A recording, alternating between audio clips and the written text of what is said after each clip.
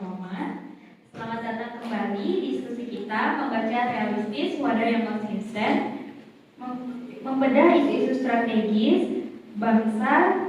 Sore ini kita akan mengupas tuntas topik yang sangat mendasar, yaitu manfaat land registration bagi masyarakat. Land registration merupakan program strategis pemerintah bertujuan sertifikasi tanah untuk mewujudkan target 100% kepastian hukum. Namun di balik tujuannya yang mulia, praktik dan manfaat sering menuai perdebatan. Untuk menyelami kompleksitas, kita akan menganalisis melalui 3 lensa teori sosiologi yang tajam. Bergabung bersama kita 3 intelektual muda, mahasiswa 1 dengan pendekatan neofungsionalisme, mahasiswa 2 dengan kacamata teori pilihan rasional, dan mahasiswa 3 yang akan membedah melalui interaksionalisme simbolik. Mari kita mulai. Mahasiswa 1 dari kacamata neofungsionalisme, bagaimanakah land registration berfungsi dalam menjaga dan memperkuat struktur sistem sosial kita? Terima kasih moderator. Dalam perspektif non-fungsionalisme, masyarakat dipandang sebagai sebuah sistem kompleks yang senantiasa beradaptasi untuk mencapai keseimbangan atau equilibrium. Melalui proses diferensiasi dan integrasi, land registration dalam hal ini merupakan sebuah respon yang adaptif esensial terhadap disfungsi utama dalam subsistem hukum dan ekonomi, yaitu ketidakpastian kepemilikan agraria. Program ini menciptakan sebuah subsistem baru, mekanisme persertifikatan massal. Ini merupakan bentuk diferensiasi dari mekanisme sertifikasi konvensional yang lambat dan sporadis. Mekanisme baru ini memiliki spesialisasi fungsi yang lebih tinggi, kecepatan, jangkauan luas, dan efisiensi birokrasi yang memungkinkan sistem mencapai tujuannya lebih cepat. Manfaat terbesarnya terletak pada integrasi.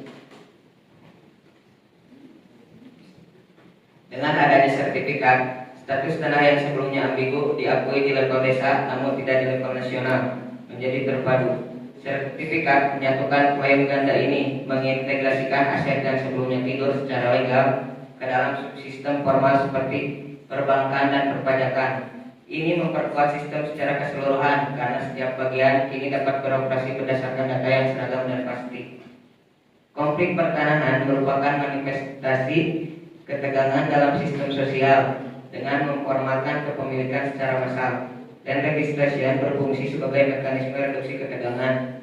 Kepastian hukum yang dihasilkannya mengurangi potensi litigasi, membebaskan sumber daya peradilan, dan memungkinkan sistem kembali fokus pada fungsi utamanya. Singkatnya, land registration ibarat vitamin untuk ketahanan struktural bangsa. Sebuah gambaran tentang land registration sebagai mekanisme survival system. Selanjutnya, mahasiswa 2 teori pilihan rasional meyakini bahwa individu bertindak berdasarkan kalkulasi untung rugi. Apakah partisipasi masyarakat dalam land registration benar-benar didasari oleh perspektif manfaat atau sekadar ikut arus program pemerintah? Moderator, seorang aktor rasional tidak pernah sekedar terpaksa. Mereka selalu memilih opsi yang memberikan payoff atau hasil terbaik dari pilihan yang tersedia. Teori pilihan rasional berargumen bahwa individu berpartisipasi dalam land registration karena program ini secara dramatis mengubah matriks keuntungan mereka.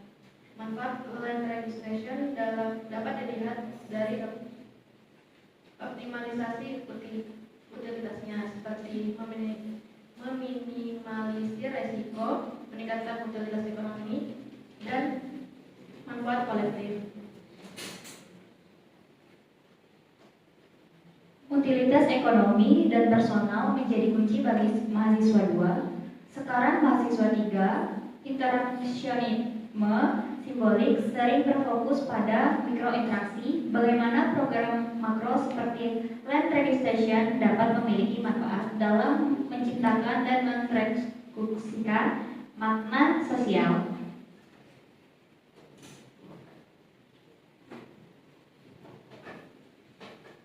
Teori saya memandang land registration bukan sekadar program administratif, melainkan serangkaian ritual simbolik yang menetapkan dan mengubah makna fundamental dari suatu objek, dalam hal ini tanah, dan hubungan antar aktor seperti antara warga, tetangga, dan negara. Manfaat dari registration dari sudut pandang saya adalah menciptakan realitas sosial baru. Objek simbolik, sertifikat tanah lebih dari sekadar dokumen hukum. Ia adalah simbol pengakuan tertinggi dari negara. Ketika warga memegangnya, itu adalah simbol keabsahan yang telah dinegosiasikan dan disepakati oleh komunitas dan birokrasi. Makna tanah saya mengalami transformasi dari sekedar klaim lisan menjadi simbol tertulis yang memiliki daya legitimasi kuat.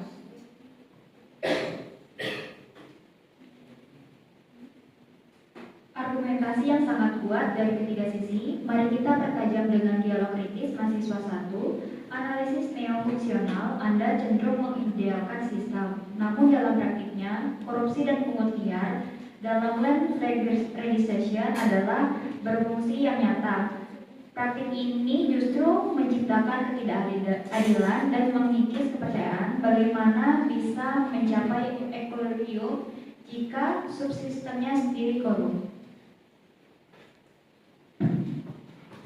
Kritik yang sangat valid, moderator.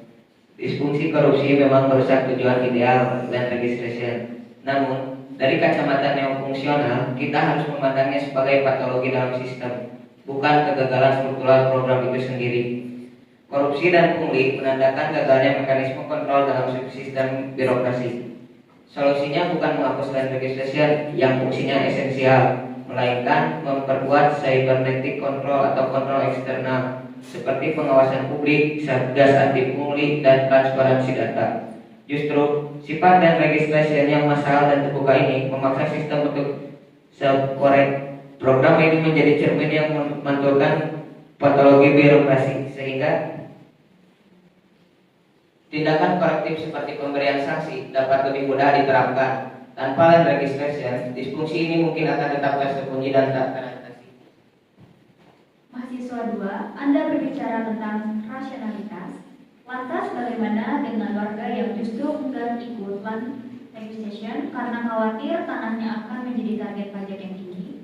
Mereka memilih ketidakpastian hukum demi kepastian biaya rendah tanpa pajak. Bukankah ini juga tindak rasional yang justru kontraproduktif bagi tujuan program?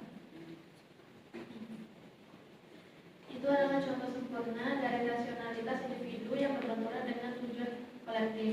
Individu tersebut memang rasional secara mikro. Mereka memaksimalkan keuntungan jangka pendek dengan menghindari biaya pajak. Namun, tindakan ini menjadi suboptimal secara mikro karena menghambat pembangunan sistem hukum yang lebih baik. Land registration gagal menarik partisipasi mereka karena insentifnya tidak cukup kuat untuk mengalahkan ketakutan akan biaya masa depan. Solusinya ada pada restrukturisasi intensif, yaitu 1. Mengubah pajak, misalnya dengan memberikan keringanan PBB bagi tanah yang baru disertifikatkan untuk periode awal, misal 5 tahun pertama. 2. Meningkatkan biaya ketidakpastian dengan penegakan hukum yang lebih ketat terhadap sengketa tanah tanpa sertifikat, sehingga resiko tidak ikut program menjadi lebih nyata dan mahal. Jika pemerintah berhasil mengubah struktur kalkulasi ini, individu yang enggan tadi akan secara rasional mengubah pilihannya. Masalahnya bukan pada rasionalitas individu, melainkan pada desain intensif program yang belum optimal. Mahasiswa 3, simbolisme yang Anda paparkan terdengar indah, tetapi bukankah sertifikat juga berpotensi menciptakan simbol konflik baru?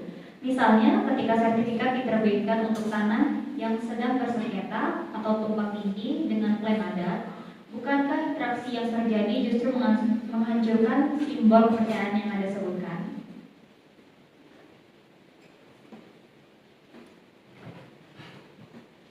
Simbol memang bersifat ambivalen. Ia bisa menjadi simbol kepastian, tetapi juga bisa berubah menjadi simbol penindasan atau konflik. Ketika sertifikat salah terbit, makna legalitasnya langsung runtuh. Namun manfaatnya registration sebagai pencipta arena interaksi tetaplah ada. Program ini memaksa berbagai klaim yang saling bertentangan untuk muncul ke permukaan melalui proses verifikasi data fisik. Dan registration menjadi panggung di mana data harus diartikulasikan secara formal. Sebelumnya konflik mungkin hanya berupa klaim lisan yang samar. Kini konflik tersebut terobjektifikasi menjadi simbol tandingan. Sertifikat negara versus peta adat. Simbolisme konflik ini meski pahit justru memberikan starting point yang jelas untuk negosiasi makna dan resolusi di masa depan. Proses pembentukan makna ini meski bergejolak telah membangkitkan sebuah kesadaran kolektif baru tentang batas klaim dan hak. Sekarang mari kita buka dialog langsung antar peserta. Saya persilakan mahasiswa 1 untuk mengajukan pertanyaan.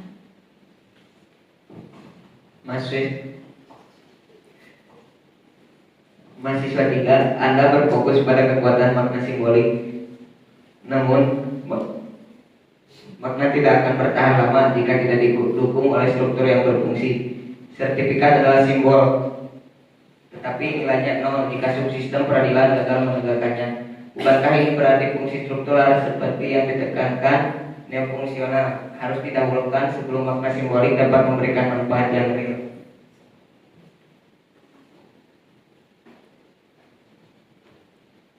Tidak harus mendahului mahasiswa 1, tetapi keduanya saling membentuk secara dialektis. Struktur pengadilan membutuhkan simbol sertifikat untuk memiliki objek yang bisa ditegakkan, sementara simbol membutuhkan struktur untuk mendapatkan kekuatannya. Namun perlu diingat, simbol itu sendirilah yang dapat memobilisasi perubahan struktural. Bayangkan ketika 100 juta sertifikat telah beredar, simbolisasi massal tentang kepastian hukum ini akan menciptakan tekanan moral dan politik yang besar kepada subsistem peradilan untuk berbenah dan berfungsi lebih baik. Simbol menciptakan harapan dan harapan adalah energi bagi perubahan struktural. Mahasiswa 1, Anda menggambarkan land legislation sebagai upaya sistem mencapai equilibrium. Namun, seringkali program ini mengabaikan kepemilikan komunal dan adat karena terfokus pada kepemilikan individu. Bukankah ini adalah tindakan rasional negara, mengabaikan klaim yang kompleks demi efisiensi, yang justru menciptakan disfungsi baru bagi subsistem budaya dan sosial?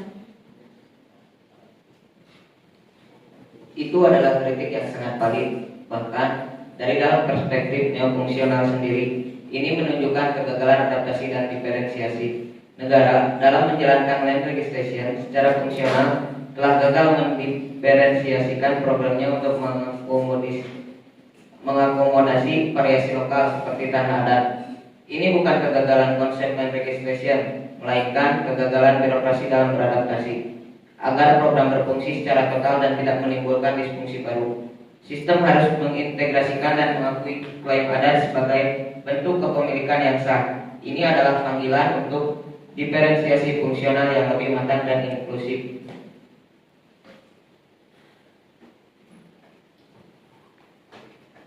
Mahasiswa 2, Anda seolah hanya melihat utilitas ekonomi, model dan nilai jual. Namun bagi banyak komunitas, tanah bukan sekadar aset, melainkan simbol warisan, identitas leluhur, dan ikatan sosial. Nilai-nilai yang tidak bisa dikonversi begitu saja ke dalam rupiah.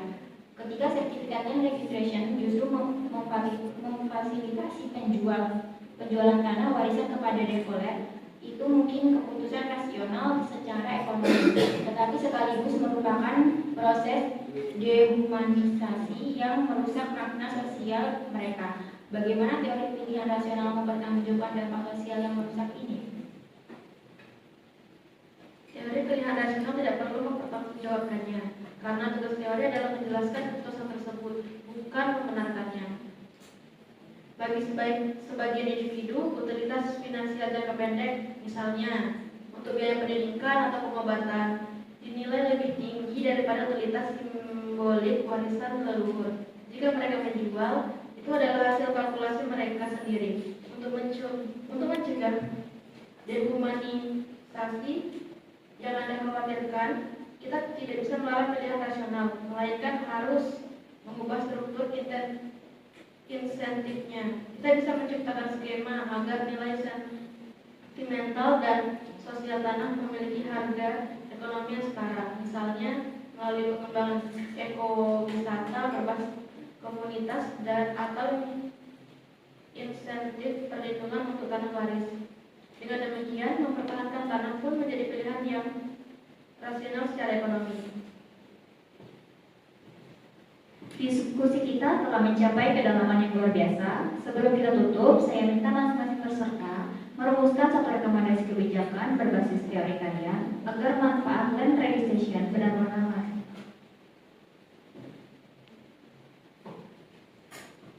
Rekomendasi saya, penguatan kapasitas feedback loop dan akuntabilitas lintas sektoral dan registration harus terintegrasi secara real time dan dengan sistem pajak, kependudukan, dan perencanaan tata ruang. Integrasi ini akan memaksa subsistem birokrasi yang berbeda untuk berkoordinasi, beradaptasi, dan saling mengontrol, sehingga mencegah disfungsi seperti pungli, korupsi, dan tumpang tindih data.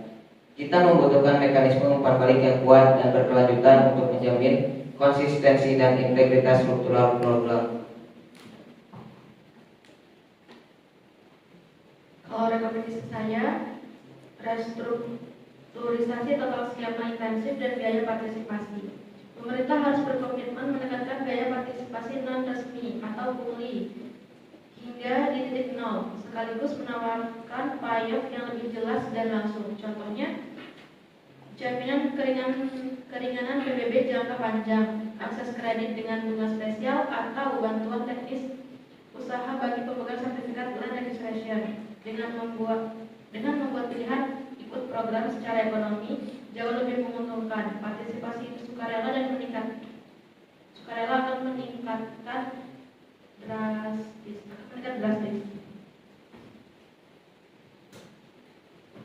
Rekomendasi saya, inisiasi dan institusionalisasi ritual pengakuan lokal. Setiap sertifikat yang diterbitkan harus diserahkan melalui sebuah seremoni atau ritual resmi di tingkat desa atau kelurahan yang melibatkan seluruh komunitas, tokoh adat, dan perangkat desa. Ritual ini bukan sekadar formalitas, tetapi sebagai cara untuk mengukuhkan simbolisme kepastian hukum di mata kolektif, menetapkan makna legalitas secara perspektif, dan membangun kepercayaan publik terhadap negara. Sertifikat harus dirayakan sebagai sebuah pencapaian sosial, bukan hanya disimpan sebagai dokumen mati.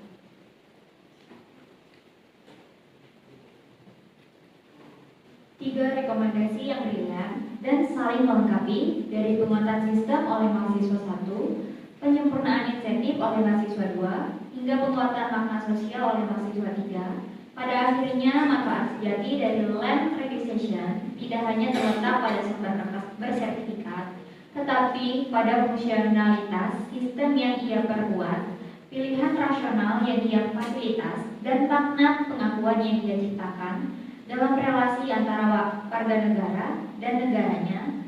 Terima kasih sebesar-besarnya kepada mahasiswa 1, 2, 3 atas diskusi yang sangat berilmu dan mencerahkan ini. Sampai jumpa di episode berikutnya dari Membaca